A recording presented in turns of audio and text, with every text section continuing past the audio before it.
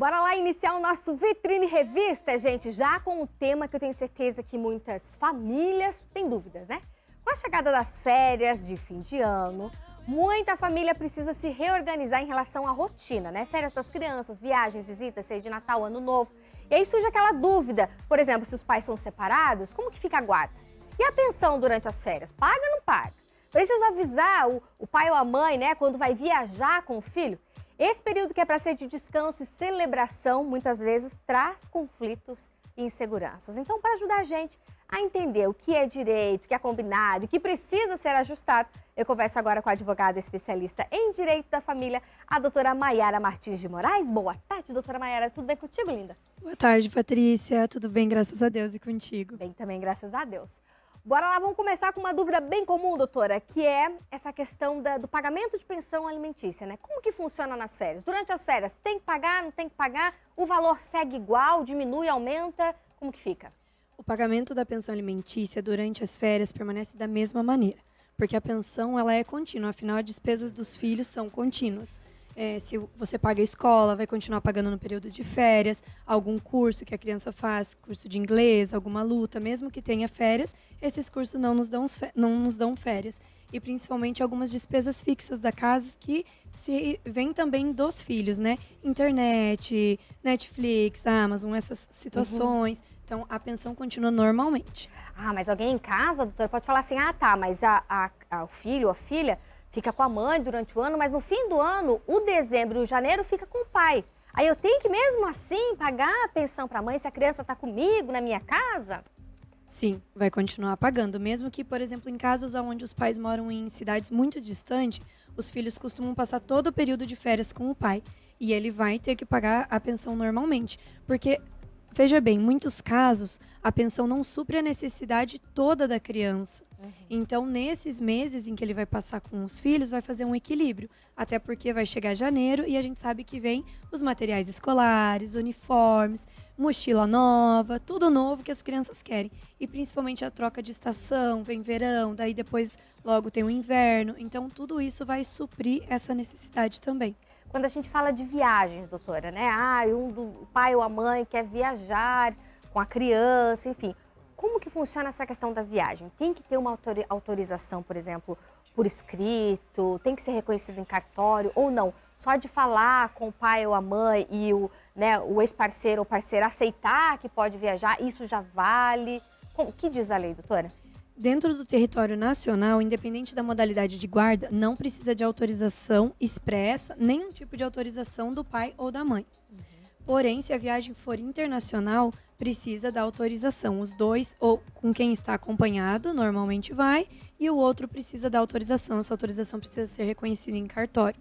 Caso não tenha autorização, a gente pode entrar com um pedido de alvará de autorização do juiz. Mas aí precisa estar tudo bem definido a viagem, todo o cronograma, para que o juiz faça esse deferimento. E não se esqueçam que, se caso precisar, não deixe para a última hora, gente. Porque tem várias situações que às vezes a pessoa deixa o pedido para a última hora, porque o pai ou a mãe, né, quem não irá acompanhar, não aceitou. E a gente faz esse pedido no plantão judicial, mas o juiz entende que não é um caso de urgência, que ele não vai autorizar sem ouvir a outra parte. E aí, então, você pode ter as suas férias frustradas. Então, viagens internacionais, organização extrema. E uma coisa que eu gosto muito de falar, Patrícia, né? Nós somos mães e a gente sabe que a preocupação com os filhos é grande. Então, assim, vou viajar ou o pai da criança vai viajar, vamos ter o bom senso de comunicar um ao outro, não para pedir autorização, mas olha, estou saindo, olha, eu cheguei, pode ficar tranquilo. Não precisa ficar estendendo o assunto, mas apenas para aquele que ficou se sentir confortável. Com certeza. E outra coisa também, por exemplo, em relação a viagens, talvez tem que haver o bom senso nesses casos, né?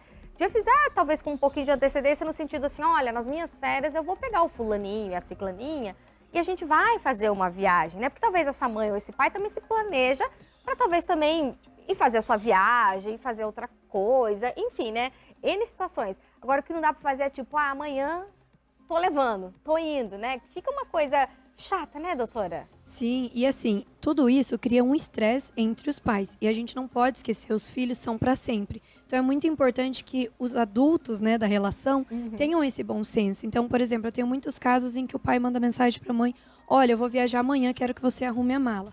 Nossa. Então, e aí que mora outro X da questão. O pai, ele tem que ter roupas dos filhos, né? Ou a mãe, se não estiver morando com ela, em casa. Então, tem que ter um bom senso de não tem essa situação, né? Um ou outro não é empregado um do outro. Então, a gente precisa ter um bom senso, é pelo bem dos filhos. Gente, os filhos não são culpados que a relação não deu certo. E eles merecem ter um pai e uma mãe, no mínimo, que tenham respeito na convivência. Em relação à guarda compartilhada, despesas de férias, porque a gente sabe que a criançada durante o ano há N despesas, mas nas férias também, um passeio diferente, sei lá, uma roupa diferente, um brinquedo diferente e por aí vai. Esse tipo de despesa, doutora, como que costuma se fazer? Na verdade, independe da modalidade da guarda, a pensão alimentícia ela é fixada sobre um valor. E aí, às vezes, alguns casos a gente fixa para os gastos extras ter uma divisão, ou 70% para o pai, 30% para a mãe, ou vice-versa, conforme quem ganha mais. Mas aí vai depender da fixação do juiz, ou até mesmo de um bom senso dos pais, de compreender que esse filho dá um gasto além da pensão alimentícia. Outra situação que talvez gere muita polêmica no fim de ano em famílias com os pais separados é a questão Natal, Ano Novo, né? Que são datas especiais, são datas festivas em que a família está reunida e daí talvez fique aquele puxa e vai ficar o Natal com fulano, vai ficar o Ano Novo. Como que é feita essa divisão de datas especiais, doutora? Geralmente, na sentença, e até mesmo quando nós fizemos o acordo, a gente estipula o Natal com um, o Ano Novo com o outro. No outro ano, reverte. Ou em casos, por exemplo, onde os pais optam por viajar nesse período de férias ali, a gente coloca, então, Natal e Ano Novo com um e no outro com o outro. E alguns casos, Patrícia, que os pais não conseguem eles não conseguem decidir. Fica sempre um impasse. A gente cria um calendário e a gente também já tem pedido para os juízes determinar, por exemplo, anos ímpares, o Natal com a mãe, anos pares, o Natal com o pai e o Ano Novo vice-versa. Para que não tenha aquele problema de, é sempre você ou sou sempre eu, e até mesmo a questão ali do início das férias nos anos ímpares começa com a mãe. Aí ela já sabe que ela vai se organizar com aquela data. Porque, infelizmente, a gente tem muito impasse, que às vezes acontece até porque o pai ou a mãe arrumou um namorado, uma namorada, e aí o outro, para penalizar, acaba utilizando dos filhos. Então, infelizmente, tem muito disso. Eu falo que o divórcio ele é um processo muito longo em questão sentimental. Então, para se evitar utilizar os filhos, a gente tenta criar esse calendário. Em relação à segurança das crianças, a bem-estar e tudo mais, doutora, você já comentou ali logo no início que não precisa ficar dando vamos dizer assim, toda hora mandando mensagem ou para o pai ou para a mãe ou vice-versa, mas é importante algumas situações serem relatadas, né, para que o pai ou a mãe não seja o último a saber numa situação que ocorra, porque a gente sabe, acidentes domésticos acontecem, alguma situação pode vir a acontecer, mas é importante ter esse diálogo aberto. Sim, com certeza. E é muito importante até mesmo, não só nesse período, mas para quem não possui a guarda. Muitas vezes, né, acontece do filho ficar internado. E aí, quem que acompanha esse filho? Sempre a mãe. Na maioria dos casos, é a mãe. Então, assim, é muito importante que o pai se preocupe com isso. Eu tenho uma guarda compartilhada e ela nunca passa informação para mim. Mas será que se ela passar, você vai ajudar? Porque não é só saber as informações, é passar. E também as mães que entendam, vamos supor, o filho foi lá no pai e caiu, né? O pai comunicou. Acontece. Não vamos fazer também drama, porque criança é assim, acontece quando está conosco e vai acontecer quando está com o pai também. Porque numa dessas, às vezes, entra aquela história de alienação parental, doutora. Fica falando mais, porque quando vai pro pai ou quando vai pra mãe, cai, volta machucado, volta não sei o quê. A criança, ela já vai ir na próxima vez na casa, né, do pai ou da mãe com aquele sentimento.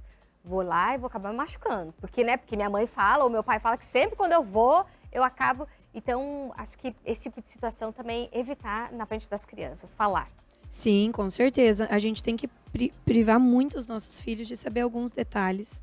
Porque as crianças, elas merecem ter um pai presente. Inclusive, as mães merecem, gente. Vocês merecem férias. Confiem no pai da criança.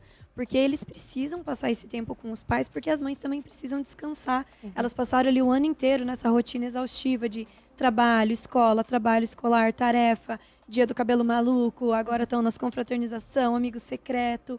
Tudo isso, então assim, confie, dá uma relaxada, que o pai vai cuidar. Ele vai cuidar do jeito de pai. A gente sabe que não é do mesmo jeito que nós, mas cada um tem o seu jeito e o importante é que a criança esteja bem, esteja feliz. Perfeito. No caso, por exemplo, de avós, né? Vamos dizer que o pai, enfim, não possa ficar com a criança, mas os avós paternos querem essa criança nas férias ou vice-versa, né? Avós maternos. Tem como, doutora? É possível?